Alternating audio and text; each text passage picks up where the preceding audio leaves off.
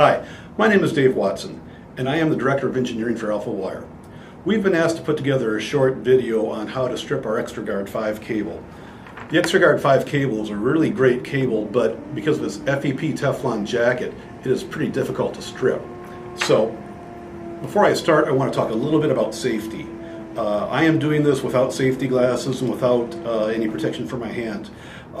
People should evaluate their own situation and determine for themselves if safety glasses are warranted or protection for the hands are warranted. So just wanted to get safety on the table up front and let you make an informed decision on that. But in an office environment, I'm not expecting any debris to fly or anything like that, so I am comfortable without any PPE. The next thing I want to talk about is the tooling. I'm really going to use two tools that are at least a little specialized. Everything else is something that you would have in a toolbox or what have you. The tools that I use happen to be made by Ideal Industries. And ironically, these are coaxial cable strippers, and we're not going to be using them on coax cables today. The smaller one is Ideal Industries part number 45-165. The larger one is 45-164. As you can see, they're basically identical other than size. What I really like about this tool is it acts kind of like a clothespin, and it has two different cutting blades.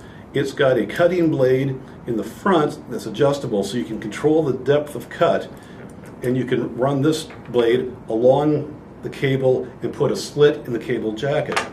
It's also got two blades that you can do a ring cut with. Now I have this set so that only one blade is protruding, so when I do a ring cut, it will only make one cut in the jacket.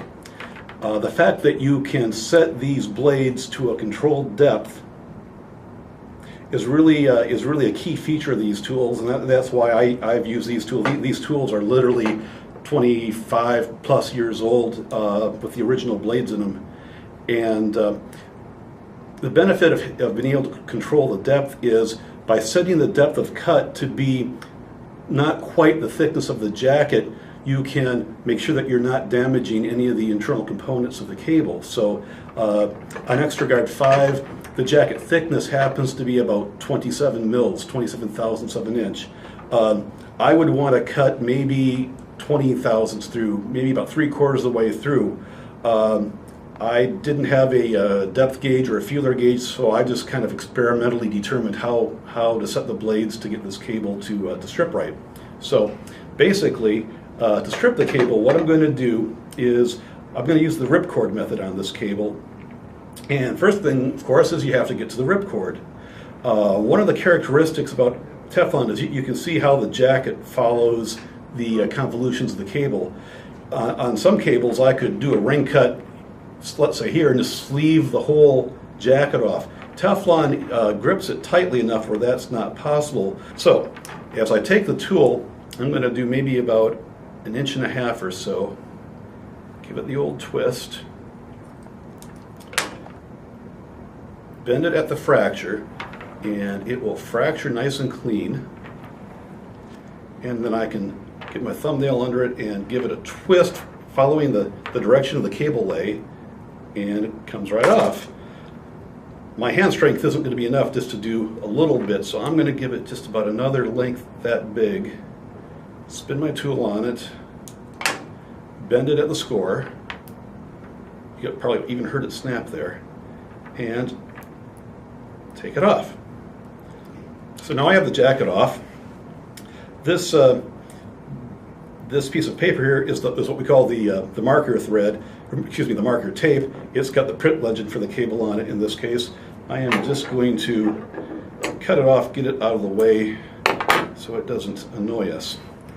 Really, the key thing on Teflon cables, and actually I do this on all cables, is to give the jacket a little help to get a little notch to help get the ripcord started. Let me reverse this so you can see what I'm doing. We've got the cable oriented so that the ripcord, which is this yellow piece of thread, is pretty much on top of the cable. The ripcords aren't always yellow, sometimes they're white. This Kevlar This ripcord has Kevlar in it, so it's got a yellow appearance. But what I'm going to do is take a box cutter. You could use a razor knife or something like that, and I'm just going to give the cable just a little slit or a little nick right above the ripcord, or right kind of next to the ripcord. One thing you don't want to do is touch the ripcord with the blade of the knife, because that would obviously cut or damage the ripcord. So with that done, you get the ripcord started in that groove and pull. Now, one thing that I'm going to be very careful to do is when I start pulling, I want to pull the ripcord in a Teflon cable like this. You can actually see the ripcord through the jacket. I want to pull the ripcord straight up. I don't want to pull off to the side either way, because that's going to pull it against the sharp edge of the jacket. So that's one other little trick, is to pull as straight as you can up the cable. So if my hands would grip properly, you can see that I can just use the ripcord to slip the jacket. Now, the other thing I'm trying to do is to keep the orientation of the ripcord pretty perpendicular to the cable. I'm not really pulling like that. That's pulling against it, because that's putting more force on the ripcord. Pulling pretty much at a 90-degree angle is what you want to do. So that is cable stripping 101 using a ripcord on an Xtra-Guard 5 cable. Thank you for your time.